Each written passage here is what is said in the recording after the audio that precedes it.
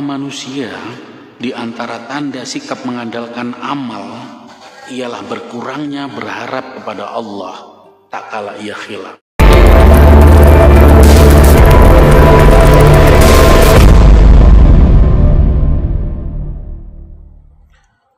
Assalamualaikum warahmatullahi wabarakatuh. Salam jumpa kembali dengan saya M. Imron pribadi, tetap di channel vlog Marifat Bisnis, tetap di acara ngaji bisnis Al-Hikam. Hari ini bagian ke 1.4. Pada bagian 1.4 ini akan mengupas tentang bagaimana kekuatan bersyukur itu sebagai kunci dari pembuka rezeki. Jadi kunci pembuka rezeki adalah bersyukur. Di antara tanda sikap mengandalkan amal ialah berkurangnya harap kepada Allah tak kalah khilaf. Telah kami bahas dalam bagian pertama bagaimana penyatuan visi tentang bisnis kekuatan yang disatukan dengan Allah, dengan kekuatan Allah. Dalam bahasa saya, bisnis itu disyahadatkan kepada Allah. Dalam bahasan kedua, bagaimana polemik antara doa yang berdasarkan nafsu dan doa yang berdasarkan iman. Doa yang untuk kepentingan nafsu dan doa yang untuk kepentingan iman. Hingga bagaimana doa kita itu mengajak Allah di dalam sebuah konspirasi untuk mengabulkan keinginan-keinginan kita. Atau memaksa Allah di dalam berdoa. Itu seringkali kita memaksakan keinginan kita agar terkabul. Nah, dari celah-celah bahasan hati tentang kelembutan hati di sini, perilaku hati terhadap Allah, maka kita pada masuk di tahap ke bahasan yang keempat. Dan bahasan ketiga telah saya kupas bahwa ketika bisnis itu di samping pondasi sudah kuat, kita perlu pemimpin bisnis di dalam jiwa, di dalam diri, di dalam perilaku.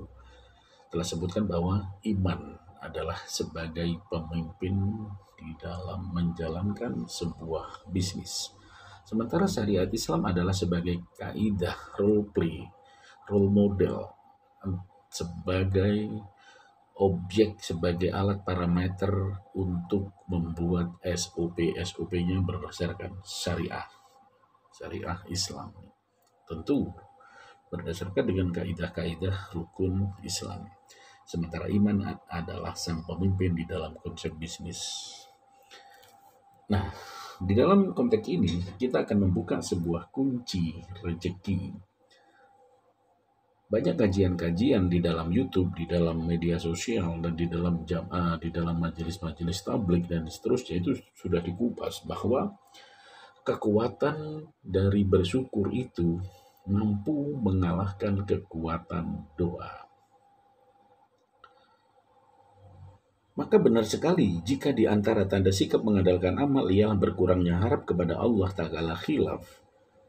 Ketika ini dimanifestasikan dalam sebuah bisnis, khilaf-khilaf di dalam bisnis itu banyak sekali. Kendala-kendala di dalam bisnis, menjalankan di dalam bisnis banyak sekali yang khilaf-khilaf. Ketika kita memiliki kapital yang kuat, modal yang kuat, maka kita berharap kepada Allah semakin berkurang. Padahal di dalam kaidah Al-Hikam disebutkan, nanti akan kita bahas, sesungguhnya tekadmu yang kuat itu tidak akan mampu menembus dinding takdirnya. Sesungguhnya modal sekuat apapun, sebesar apapun tidak akan bisa menembus dinding takdir Allah. Nah, maka di sini ada satu rahasia besar untuk mengupas hal itu, untuk memecahkan problematika di dalam penyelesaian konflik-konflik bisnis, permasalahan-permasalahan bisnis yang kita kelola di dalam diri sendiri. Segala bisnis apapun bentuknya, ada satu kekuatan, yaitu bersyukur. Ternyata telah dikupas di dalam Al-Quran dan hadis, dan banyak di dalam kajian-kajian kitab-kitab kuning, dan bahkan sampai buku-buku, bahkan sampai kajian-kajian teologi dan non-teologi, hingga kajian-kajian dari teori komunis, liberalis, sosialis, hingga teori-teori konspirasi bisnis liberal, dan bahkan sampai teori-teori digital marketing mengatakan bahwa sebuah sifat excellent service sebenarnya hakikatnya lahir daripada kekuatan bersyukur di dalam diri, di dalam jiwa, untuk mengapresiasi dari sebuah perbuatan, dari sebuah SOP, dari sebuah sistem ke dalam perilaku. Nah, perilaku disinilah dibutuhkan kesadaran penuh. Pada saat esensi kesadaran penuh ini yang disebut unsur-unsur bersyukur. Tidak mungkin seseorang akan melakukan bersyukur ketika unsur-unsur kesadaran penuh, ketulusan, keikhlasan berpadu dengan SOP-SOP yang ada di dalam sebuah company bisnis, maka akan melahirkan sebuah excellent service. Excellent service yang baik atau layanan prima yang baik ketika didasari dengan kekuatan bersyukur akan menjadi sebuah kunci pembuka rezeki.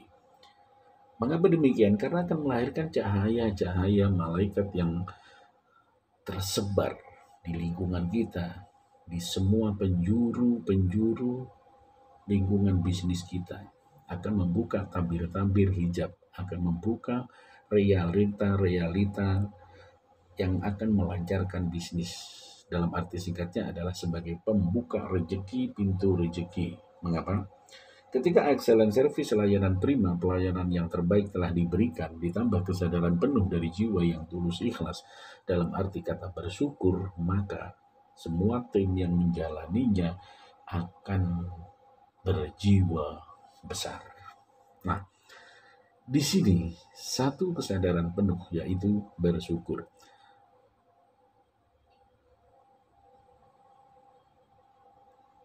Nah, di dalam konteks bersyukur ternyata tidak mudah.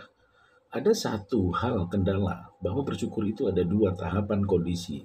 Yang pertama, bersyukur dalam kondisi kemewahan, dalam kondisi kesuksesan, dalam kondisi kebahagiaan. Kadang ini dilakukan bisa lebih mudah, walaupun banyak tidak bisa dilakukan. Nah, dalam kondisi seperti ini, bersyukur dalam kondisi kemewahan, dalam kondisi kebahagiaan, ini sangat dibutuhkan untuk menambah aura-aura yang lebih positif. Yang jadi problem adalah bersyukur di kala bisnis sedang jatuh.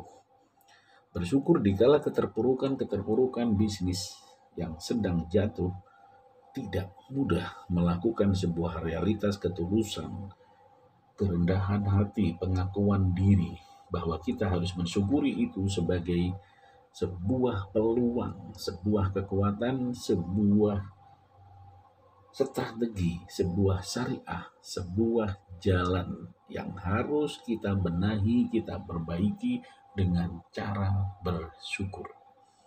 Tidak menggunakan cara berdoa lagi, karena berdoa akan berharap, akan memaksa, akan mengkhianati hakikat dari yang sebenarnya. Karena seringkali berdoa itu sebagai kekuatan untuk nafsu. Beda ketika berdoa dengan kekuatan, berbeda dengan doa menjadi kekuatan yang didasari oleh iman dan Islam. Nah, doa yang seperti itu maka akan melahirkan pujian-pujian, keagungan-keagungan, dan rasa bersyukur yang besar. Sudah mulai kelihatan sekali bahwa di sini sudah ada benang merah yang kita tarik. Sebagai kunci, bahwa bersyukur sebagai pembuka kunci di dalam bab muamalah, di dalam berdagang, di dalam bisnis, baik secara digital atau non-digital, itu sebagai pembuka kunci kelancaran daripada SOP itu untuk dijalankan. Sebuah contoh di dalam bisnis digital marketing. Digital marketing itu sering saya katakan bahwa digital marketing itu adalah sebuah proses, sebuah SOP yang berbasis IT digital yang menggunakan kekuatan cahaya. Digital marketing itu tergantung kepada traffic dan algoritma. Sementara traffic dan algoritma itu tergantung kepada search engine. Search engine yang kuat akan didukung oleh SEO organik. SEO organik yang kuat akan melahirkan dan pencarian di dalam sebuah search engine itu dengan mudah. Lantas bagaimana dengan SEM, Search Engine Optimizer, Search Engine Marketing, yang dari dalam hal ini seperti FB Ads, Google Ads, Shopee Ads, dan seterusnya, apakah itu jelek? Tentu itu baik, tetapi di sana membutuhkan kapital yang besar untuk berinvestasi membayar iklan yang terus-menerus, sehingga kita harus melakukan profit and loss PNL dari perhitungan apakah iklan kita rasionya masuk, apakah iklan kita yang kita beli dari FB Ad, dari Google Ad itu masuk. Yang dikhawatirkan adalah justru tidak masuk iklan-iklan kita secara rasional, secara perhitungan matematis, sehingga sering dikatakan iklan boncos. Nah, digital marketing yang seperti ini akan melahirkan kegagalan jika sering terjadi boncos iklan kita. Apalagi kita tidak mampu menghadapi predatory pricing, persaingan harga, sehingga akan melahirkan sebuah scruffing effect, yaitu sebuah dampak yang berkepanjangan terhadap sistem algoritma dan traffic dan sistem SEO kita, sehingga tidak melahirkan sebuah goal order. Ini adalah permasalahan sendiri ketika kita melakukan sebuah evaluasi digital marketing kita, apakah performan atau tidak. Di era 4.0 menuju 5.0, bahwa hal ini adalah keniscayaan, terjadi sebuah peperangan search engine, maka terjadi boncos. Nah, kegagalan seperti ini, permasalahan seperti ini yang menghabiskan anggaran dan finansial kita untuk membeli sebuah ad, sebuah advertising, sebuah search engine, sebuah iklan, ini harus dipertimbangkan. Kekuatan iklan pada hakikatnya itu adalah kekuatan hawa nafsu. Kekuatan hawa nafsu untuk memenuhi kebutuhan syahwat kita dan keinginan kita, harapan kita, yang di dalamnya seringkali tidak didasarkan kepada iman sebagai pemimpin dan kemudian untuk kepentingan iman kita. Nah, ini akan membahayakan, seringkali kita mengalami boncos dan gagal.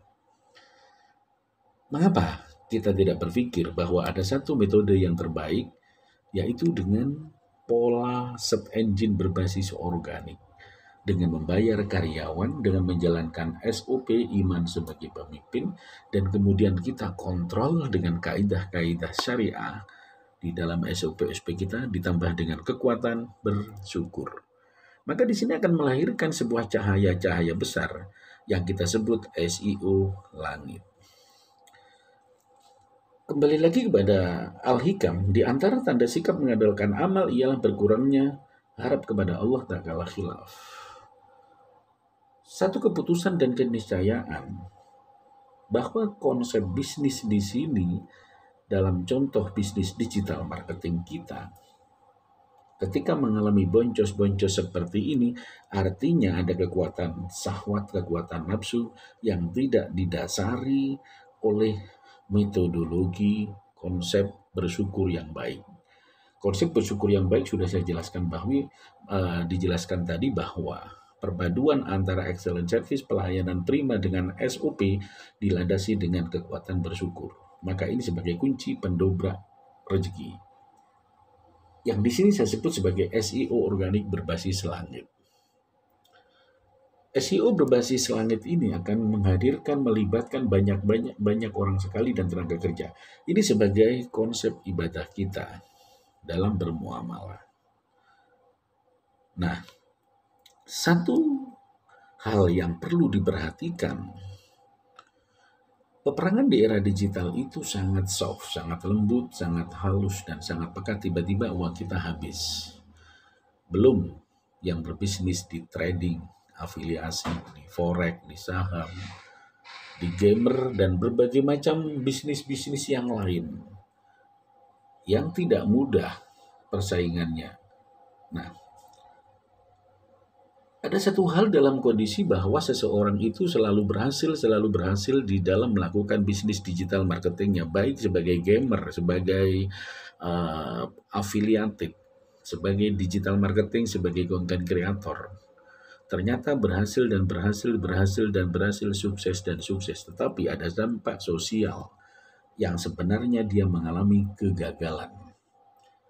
Artinya secara syahwat terpenuhi, tetapi secara kedamaian, secara keterangan tidak terpenuhi. Artinya ini yang disebut berkah atau karomah. Karena di dalamnya ada unsur-unsur SOP yang belum masuk kategori bersyukur. Nah, mulai titik terang benang merah dapat kita gambarkan. Ini adalah sebuah multiple choice, sebuah pilihan. Apakah kita akan memilih sebuah SEO organik atau SEO marketing yang berbasis ad, seperti FB ad, Google ad, dan lain-lain.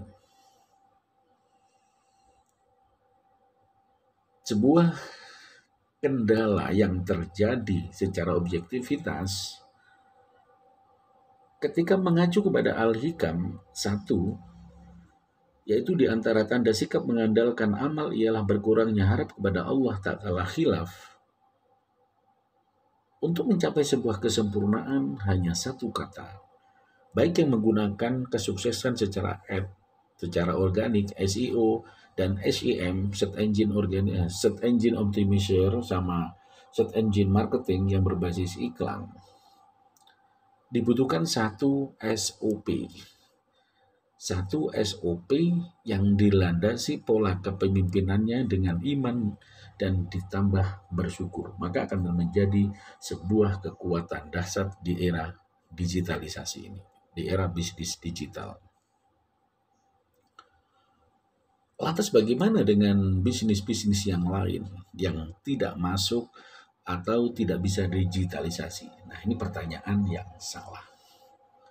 Saat ini kita masuk di era 4.0 menuju 5.0 yang otomatis segala kepentingan bisnis ini sudah masuk di era digital. Maka ketika kita tidak melakukan digitalisasi, tentu walaupun dikelola dengan berbasis syar'i, berbasis SOP yang bagus, dengan konsep bersyukur yang kuat, artinya kita akan menjadi sebuah perilaku dolim di dalam menjalankan bisnis.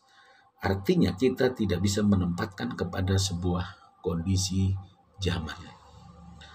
Banyak orang mengatakan bahwa saya ini petani, untuk apa digital? Saya ini pengembala kambing, untuk apa digital? Saya ini ternak ayam, untuk apa digital? Saya ini berbisnis nelayan yang tiap hari ke laut dan seterusnya, punya ikan banyak, cukup. Mengapa harus digital? Nah, sebuah asumsi kebodohan yang terjadi jika seorang petani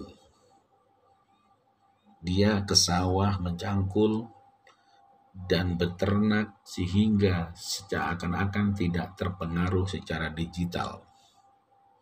Memang iya, di dalam praktek bertani kan tidak terpengaruh secara digital, secara langsung.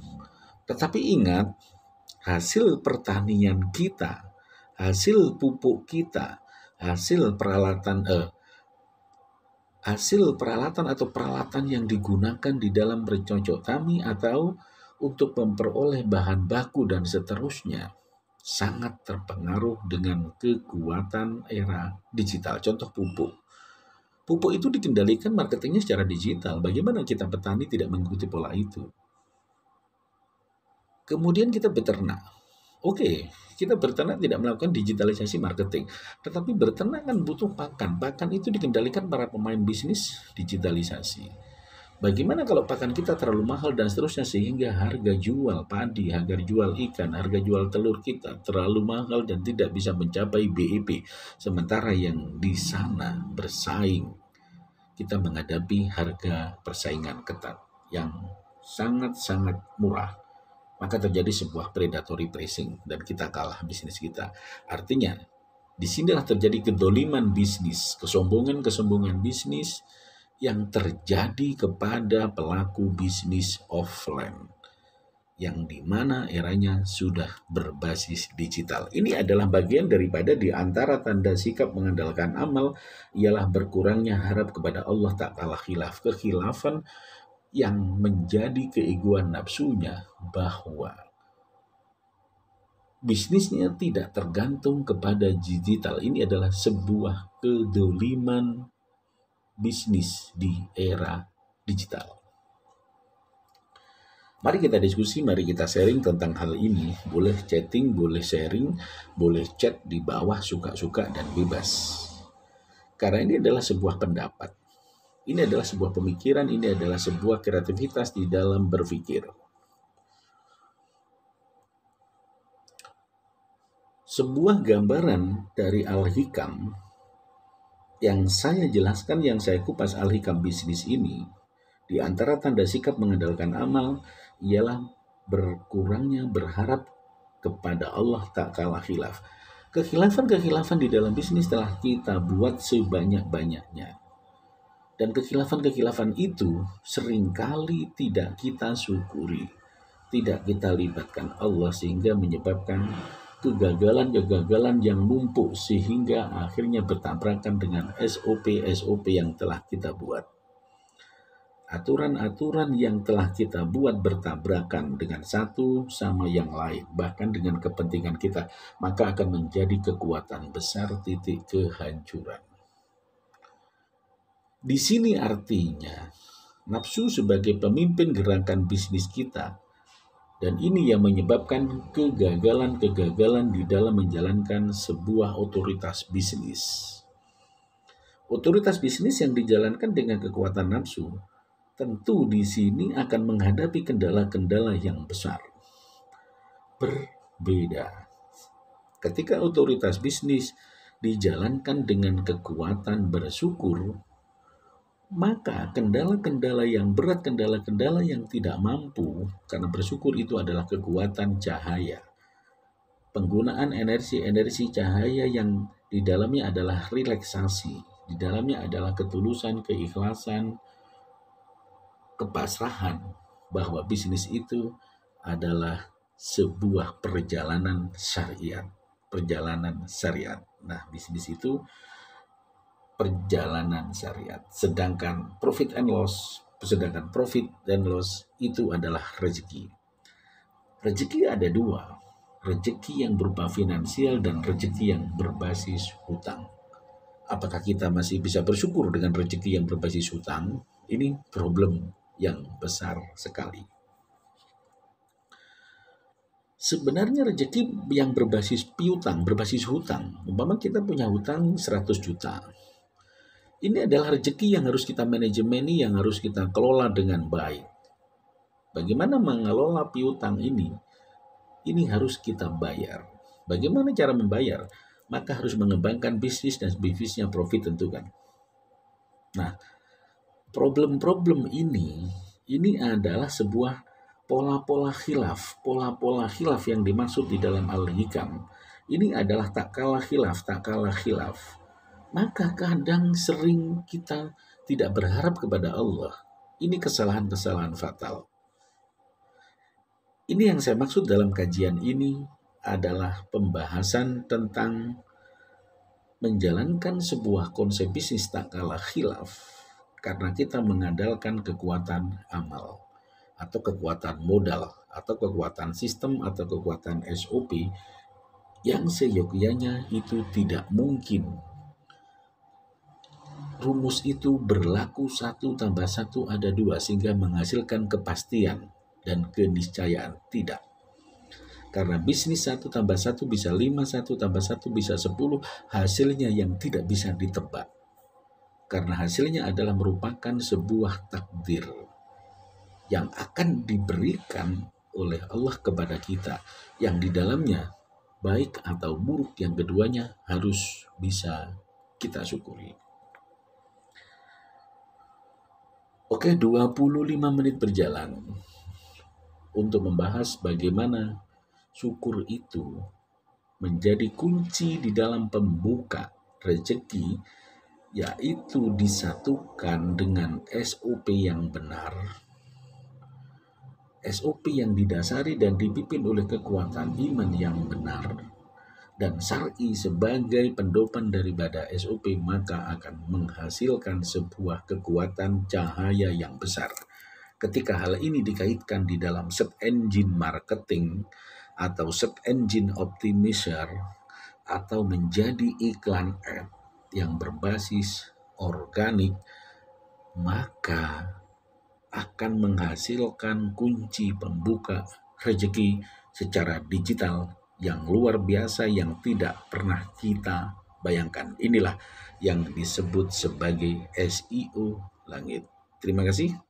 Ingat Edikraf, ingat Maribat Bisnis. Saya Imron pribadi. Jika ada hal-hal yang salah, tentu dari pemikiran-pemikiran saya, dari lidah saya. Jika ada kelebihan-kelebihan, tentu hanya dari Allah. Ayo kita sharing di dalam channel vlog Marifat Bisnis. Assalamualaikum warahmatullahi wabarakatuh.